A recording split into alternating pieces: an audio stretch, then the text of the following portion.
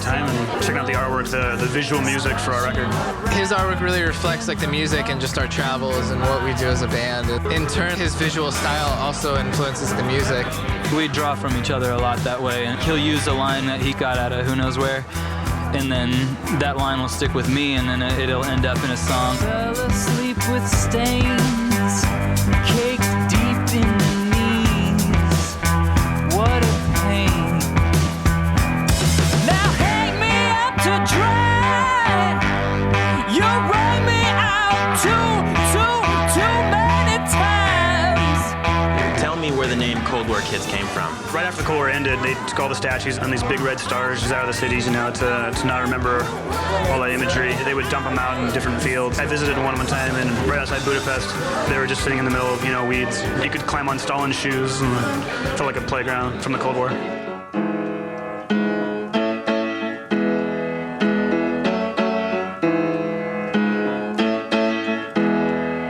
I grew up listening to a lot of punk rock, a lot of The Clash and Operation Ivy and the Specials, and I think it's something that's really lacking in music today.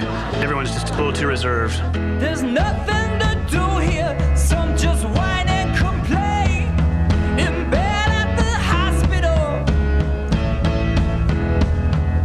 Coming and going. Asleep and awake.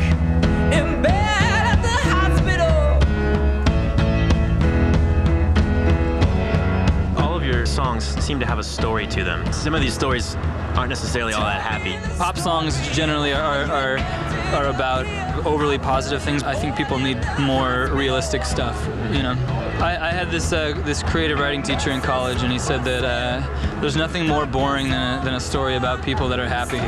Dysfunction, and that's kind of the stuff that we're made up of, so. Put out the fire, boys, don't stop, put out the fire on us. Your name is inspired by Eastern Europe, but your music seems very blues influenced. Yeah, I think we have a pretty rootsy bluesy feeling without the bad connotations of blues, the House of Blues, and what it's become in the last 50 years.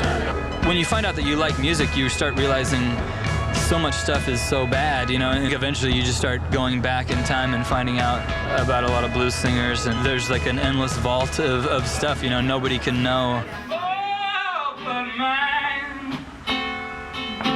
If I die and my soul be lost, nobody's fault but mine. All these traditional songs came from somewhere so far back that nobody really knows, and somebody kind of wrote an arrangement, and then somebody else changed the words a little bit and then rearranged it, and then it kind of just builds and builds that way. Mother who could pray.